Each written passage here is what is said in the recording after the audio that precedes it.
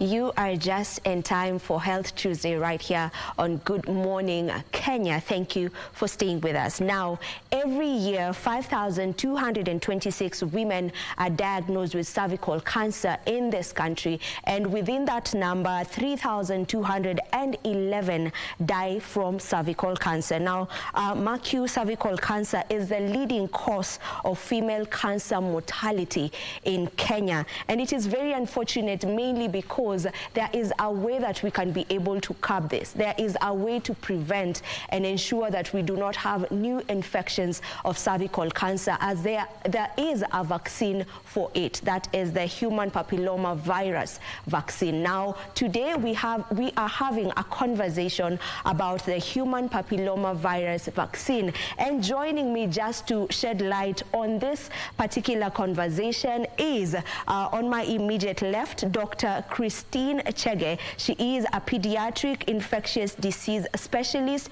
and lecturer at the Kenyatta University. And right next to Dr. Christine, we have Anne Boraya, and Anne Boraya is a sub-county public health nurse from Langata. And then we also have Christine Miano. Christine Miano is a program officer, National Vaccine and Immunization Program, Ministry of Health. Welcome to the program, ladies. We are pleased to have you on the show today.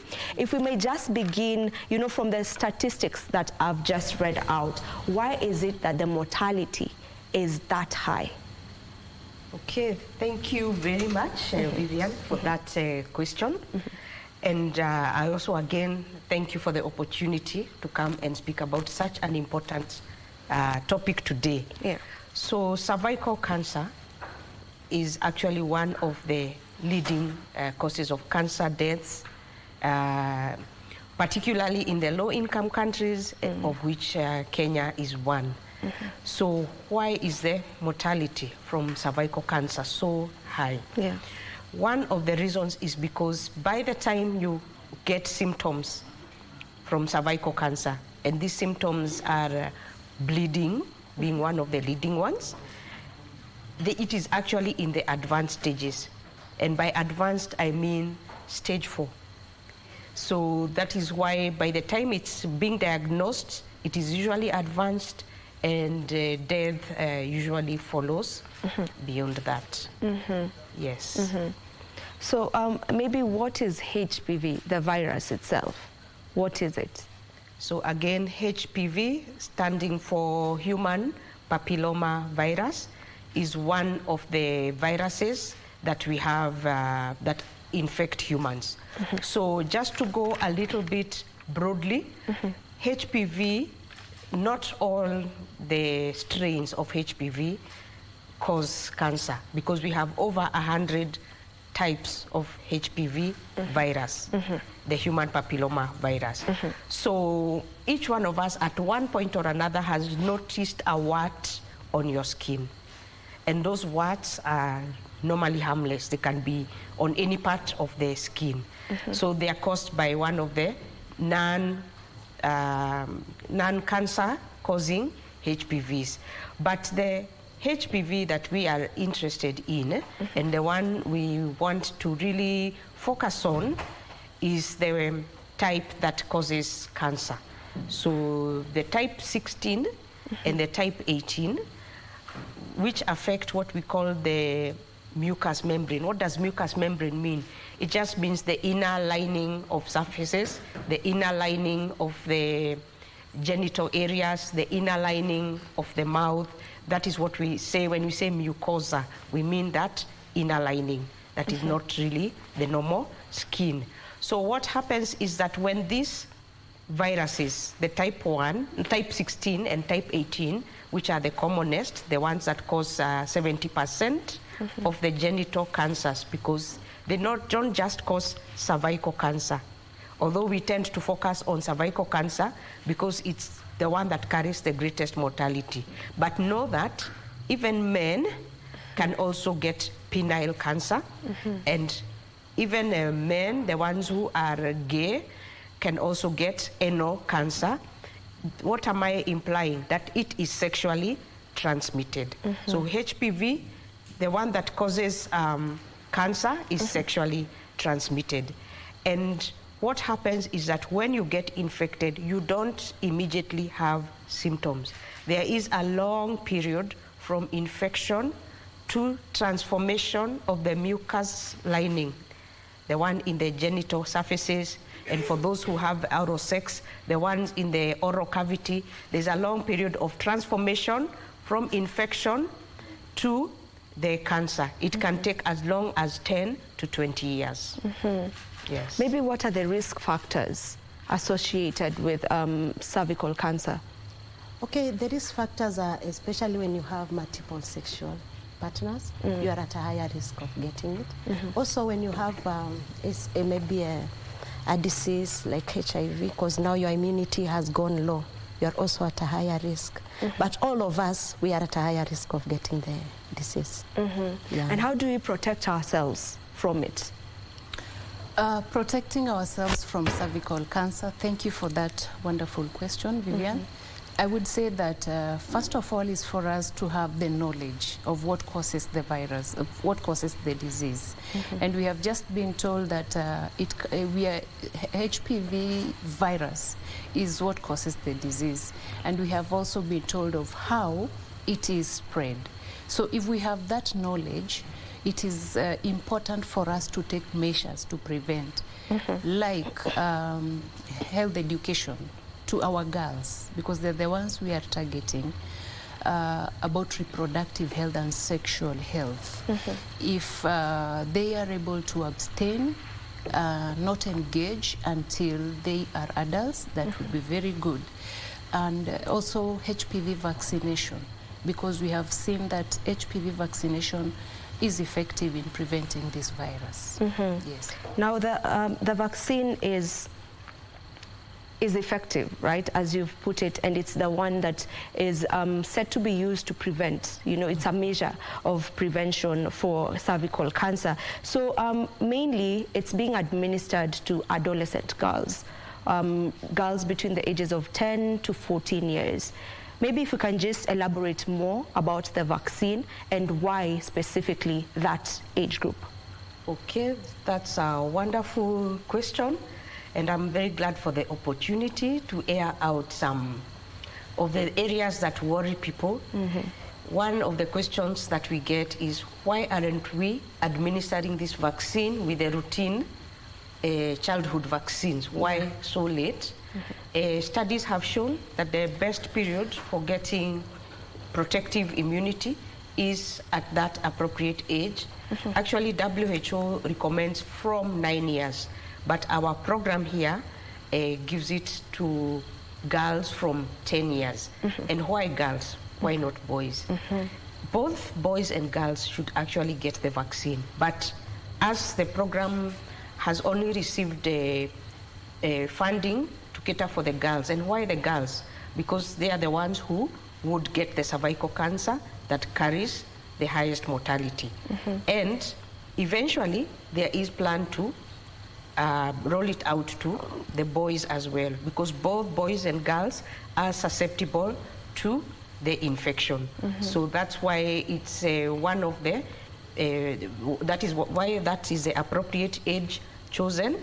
And again, another very, very important reason, studies have been carried out and have shown that in some areas, girls are having sex as early as 10 years.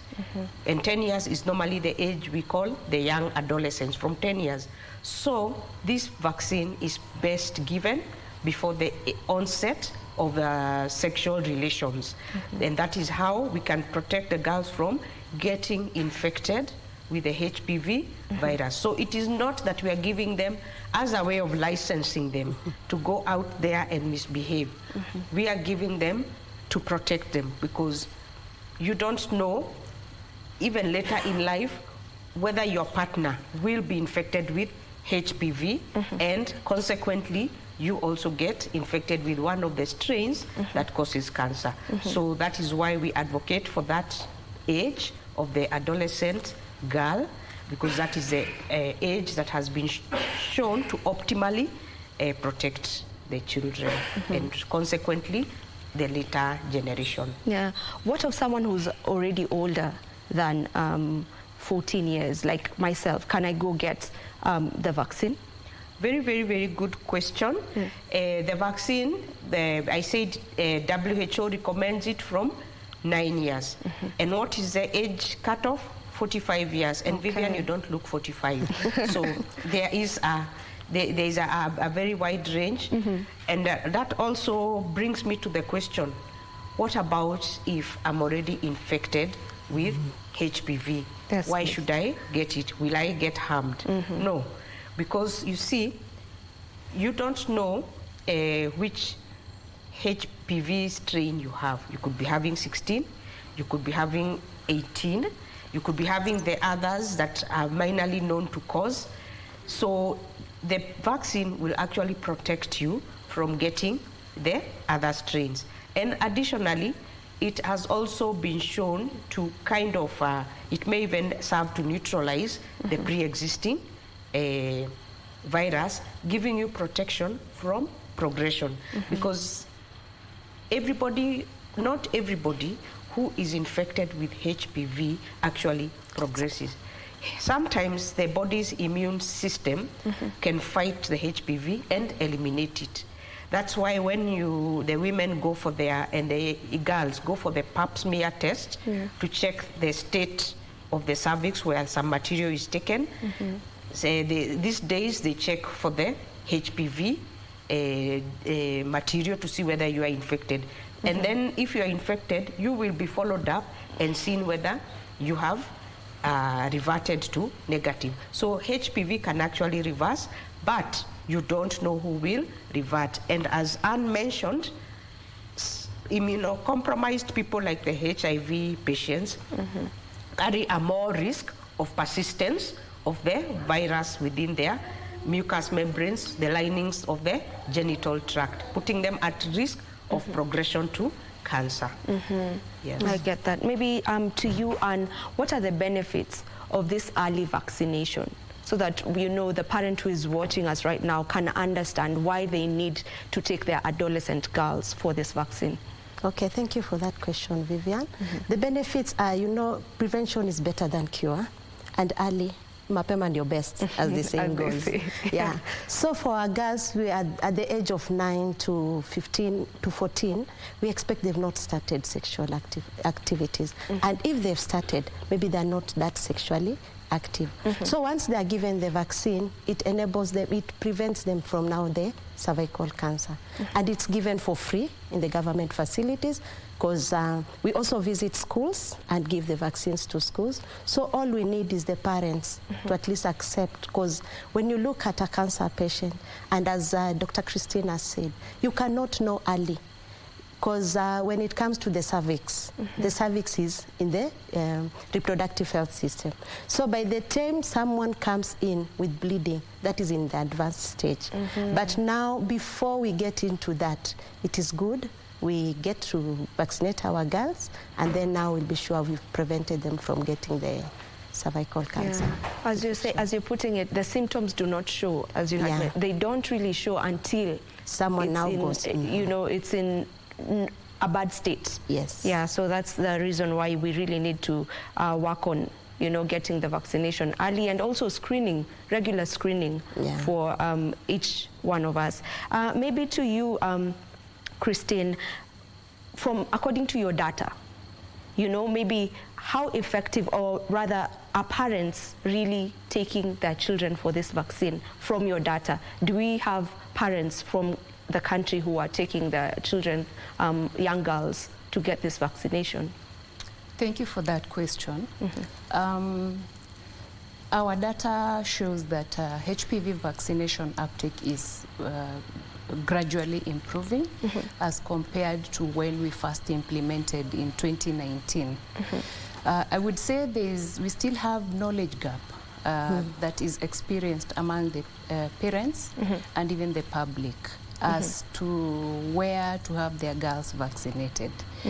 Our data mostly leans towards school vaccination, because most of the time 8 to 5 we find our girls in school. That is where it is working so well. Today, we want to tell the parents that this vaccine is available in all health facilities at no cost, and it is given 2 doses, 6 months apart, to walk into the health facility, the immunization room, and the girl will get vaccinated. So we want to talk to our parents today to tell them that HPV vaccine is there, and it is protecting the disease, and we want our girls to have a bright future. Some years to come. So this vaccine will be offered, there's no cost. You just have to take your girl. All our health workers in the health facilities, they are trained. They know, when they see this girl, they know the vaccine that they are due, and they even communicate on the next dose. And we also have other services that we offer for parents that probably are busy, or maybe they cannot access the health facilities. We conduct what we call outreach programs, taking services closer to the people. Meaning that we mobilize for communities that have not accessed the vaccine for certain days to go and take the vaccines closer to them.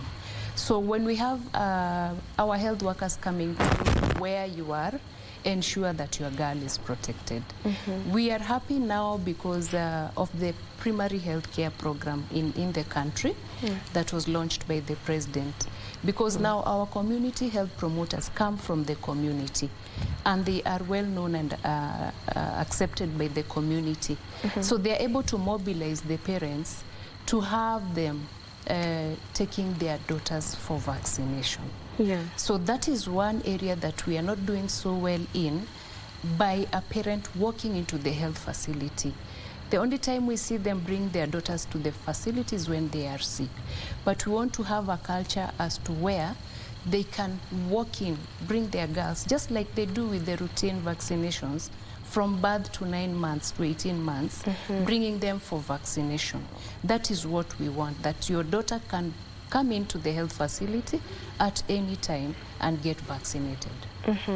According to what you've said from your data, school vaccination is what is actually working right now, rather than, you know, a guardian or a parent bringing in a child for the vaccination. So when you're going to these schools, do the parents know that you're there, like you're going, and do you get any sort of resistance? Thank you for that question. The Ministry of Health, since implementation of the vaccine in the country, we are working closely with the Ministry of Education. And what we have done is to educate our health workers in those health facilities and the teachers, mostly the teachers that are linking to that health facility, because we have schools that seek health services to a health facility. So what we do is we link the schools to the health facility, and therefore what we do is to educate the health worker, the teacher, and the community health promoter. Once they have that knowledge, then we have school meetings, we have PTA meetings, we have opening days, we have visits in school, whereby teachers take that opportunity to educate the parents on health matters. And we have a program which we call School Health Program, where not only immunization services takes place, we have other health services that are offered in school, which now we integrate, because the health of the children in school matters a lot. So we take this opportunity to educate on matters health, reproductive health, sexual health, nutrition, deworming, and all that to our children in school. And we take the opportunity of the parents during meetings. Sometimes we send communication to them to inform them of the current health matters that will be taking place in school. Working with the Ministry of Education has shown to be very successful, because we empower their leaders with the knowledge they need to have on matters health, and it is also their responsibility to ensure that children are learning in an environment that is conducive, and that they ensure that children are healthy to be able to do their learning. So we isolated cases of refusal, but that is lack of enough information. Okay. I would say empowerment to knowledge, to be able to know the benefits of this vaccine, the importance of vaccinating our girls. Okay. But we have not had any refusal in schools. All right. To you, Dr. Christine, maybe how many doses of this vaccine is one expected to get in order for you to know that you are now fully protected? Okay, so we say the vaccine is licensed from 9 years to 45 years. So between 9 and 14 years, you get 2 doses, spaced 6 months apart. If you miss the 6-month part, you can go up to 1 year, but try not to cross beyond that.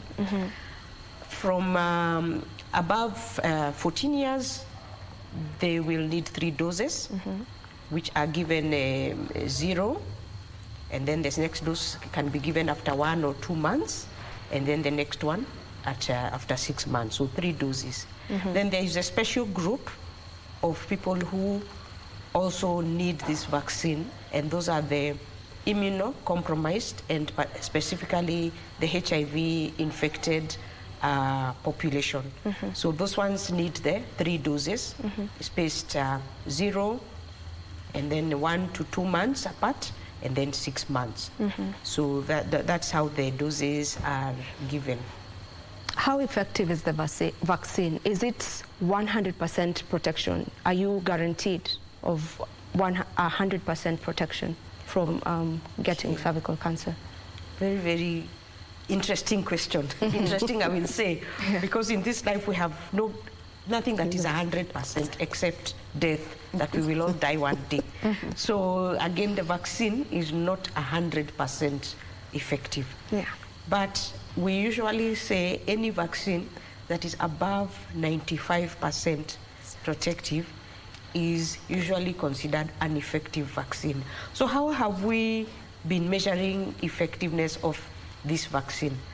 So this vaccine was first used in Australia as early as 2006. So you can see it's almost approaching 2 decades since the introduction of the vaccine. So over the years, Australia has even introduced it to boys, and it's become a norm for vaccinating people there in Australia with HPV. So what they have noticed is that because we still do screening, like the pap smears are still being done to screen women for any changes. So they have seen, one, that the HPV, the cancer-causing types of HPV have been eliminated, and the changes associated with HPV transformation of I told you about the mucus lining of the genital tract, have also not been seen.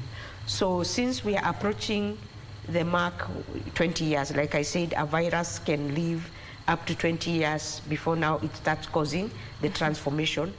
To date, from those who have been followed up following vaccination, there has been no cases of cervical cancer. So that is a success story that we are looking at replicating even in our setting, because it's a very cost-effective way of fighting cancer using vaccination. Yeah. All right, there's the question on safety. Just how safe is the vaccine? Maybe to you, Anne. The vaccine is safe. Yeah. Because before a vaccine is introduced, it has to undergo tests. And since we've been having the vaccine with us from 2006, as Dr. Ria said, and people have used it, okay, there's something we call an adverse event. So every time we give the vaccine, we monitor for any signs of either someone has gotten an effect on it, but so far, for the numbers we've given, I've not had having any problem with it. So I consider it safe use. But provided also someone has to, in addition, you take the protection, prevention, that is avoiding having so many sexual partners, and also going for the tests. Like we have pap smear, we also have something we call VIA, that someone just gets sprayed. There's some acetic acid that we spray on the cervix, and then now we are able to monitor if there's any changes to see whether there are signs of cervical cancer. So the vaccine, for me, I call it effective. Yeah. What are its side effects for someone who may be like, you know, everything has a side effect. So what are the side effects? Like she said, the vaccine is safer, but reactions, probably pain on the injection site, swelling on, or redness on the site of injection. But what we tell our caregivers or the girl when getting vaccinated is that if they have anything of concern following the vaccination, they should go back to the health facility, visit the health facility so that the health worker can address it and even reassure their caregiver. But generally, since we started vaccinating, we had not had any adverse side effect for these vaccines, apart from the common reactions that are experienced. Before vaccinating the girl, there's something we do, we call health talk, an interactive session with the person to be vaccinated, where we tell them on what to expect. Probably pain, probably a swelling, a redness, which is common. But if they get something of concern, they should come back to the hospital. And this has helped a lot because when they get vaccinated, they know what to expect. Some do not even react. It is okay. Most of them don't react. But those who get concern, they come back to the health facility. Okay. For a cervical cancer survivor, you know, someone who's had it and then they've healed from the disease, would you also advise them maybe to get the vaccine because of trying to prevent it from recurring? Okay, that's a very interesting question because there are very many factors that you would have to consider at that point. For example, what is the age? If are they above 45? Because we know many cases of cancer will occur around that age. But again, also put into consideration the fact that we said that you do not know which HPV caused the cancer unless you went and tested. So if you give them, there is no harm. There remains a small potential benefit of protecting them from contracting the other types. But again, we would also wish to emphasize to them the other measures that are very important. As much as you may feel like a vaccine makes you a superhero, it really doesn't. You still have to use protection like condoms. You still have to avoid multiple sexual partners, and even abstinence is also one form of protection. And now, because I don't know whether I will get a chance to say this, I just wanted to add onto one of the, because we talked a lot about uptake of the vaccine in the public sector, where the school program is very successful, health facility is very successful, but we have our Kenyans who visit the private facilities, some who even have their own personal pediatrician, and that's where the gap has been. Because Christine mentioned that 10-year-old girls are not girls who come for health services often unless they are sick. So the linkage to the vaccination program would be with their primary care doctor or professional. So it's upon us, myself included as a pediatrician, to initiate that conversation with the parents of this 10-year-old girl who has walked into your clinic for one reason or another. Personally, I do it, and I can say that it also gives me an opportunity to address the concerns of the parents.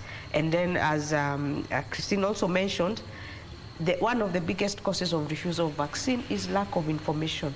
So if you provide these parents with and the girl also, because she's there listening, with the appropriate information, they actually, I have not found cases where they have continued to resist the vaccine. Some of them are actually not aware it's there in the private sector because sometimes we don't initiate these conversations. Some of them have heard of rumors, which we will come to, and others are just, waiting for that opportunity. And so in the private sector, we also give it free of charge because we are getting this vaccine from the government. So we are mandated to give it free of charge. And then again, the beauty of it, it's a walk-in. So this girl, after you finish treating her for the cold or whatever it is, you send her to the nurse to get the vaccine. So that's what I would emphasize to parents, to also of 10-year-old girls or 10 to 14-year-old girls, initiate this conversation with your pediatrician or your healthcare provider and ask them, can I get the vaccine today? Because it should be given at any time when you walk into the clinic. Yeah. And just to get it clear, it's, as you've said, it's into the routine immunization schedule, so it's free of charge. Yes. But is it free of charge for every woman from the age of 10 to 45, or is it just free for the 10 to 14-year-old girls? Oh, yes, that's a good clarification. Yeah. Currently, because the government has only set aside funds for that age cohort, 10 to 14. Okay. Those are the ones getting it free, both in private and public. But the rest, you will have to pay the market cost. Yeah. How expensive is it? Maybe for a woman who's watching and they've just known about this now and they would love to go to get the vaccine. How expensive is it? It is expensive. It is about, it will set you back 15,000 for one shillings 5,000 for one dose. Okay. Yes. Okay. Yeah. All right. You mentioned something to do with the rumors, and that's my next question actually. Maybe what are some of the misconceptions around the vaccine? Thank you for that. I was waiting for that question because most of the time I go to the community. I work very closely with the community promoters. I also visit during the outreaches. So most of the rumors that come in, it is a form of family planning. We are trying to reduce the number of children who are going to be born. So that's why we give it to our girls. Some say it is a way of reducing the number of girls. Now that women, we are more than the men in Kenya, so it's like we want to reduce the number of girls so they will not attain that age. So it has a lot of rumors going around it. Being the key, that one. Yeah, would you love to maybe add on to the rumors and misconceptions that you've had around HPV vaccination? Thank you for that. Maybe before I answer that, I would like to talk about the cost of the vaccine. Okay, please. The government will want all our girls protected from this cervical cancer because it's a burden. It's a burden for the ministry. It's a burden for the country. So that's why we avail it for free. Yeah. And we encourage our parents to take our daughters to the health facilities, get vaccinated. Now, these same vaccines are offered in private facilities. If they receive vaccines from the Ministry of Health, we encourage them to not offer for free, and if they have to charge, it has to be a minimal cost. Probably that would take care of the electricity bill because the vaccine has to be kept in a refrigerator. So we want to to caution the private facilities to make the vaccine available and also affordable for those who cannot access it in the public health facility, meaning the older age. Now, coming back to rumors, vaccine hesitancy is what we are trying to address as the Ministry of Health. And what we have seen based on the knowledge assessment that we have done in the community and with the caregivers is that the vaccine is associated with family planning, issues to do with fertility. And we want to tell the public that it has nothing to do with fertility. It has something to do with protecting our daughters from cervical cancer, ensuring that the future of this girl is protected, ensuring that she can bear children without having to carry the burden of the disease in her body, ensuring that she sees her bright future, like me seated here talking to the public, without the burden of the disease in the body. So it is not related to family planning. There's also the concern of the public, the caregiver, about the age is too young. But we have data showing that as young as 10 years, they are getting pregnant. Therefore, they are getting exposed to the human papillomavirus. And that is why the ministry and the government agreed to start vaccinating at the age of 10 years before they get exposed to the virus. So again, we want to tell our parents that it is not too young. That is the appropriate age of ensuring that we protect them before now they get the exposure of the virus or before they get engaged with what we call sexual debut. Yeah. So I think the other issues to do with hesitancy is something to do with mis and disinformation. Yeah. And this is mostly found through the social media. We have to appreciate that technology has taken over. And even those in the remote areas, they have gadgets. They're able to search and get information immediately. Mis and disinformation is a problem. You get information that could be true or not true. But what we want is to give you facts. We have credible sites that can give you good information, like our Ministry of Health website.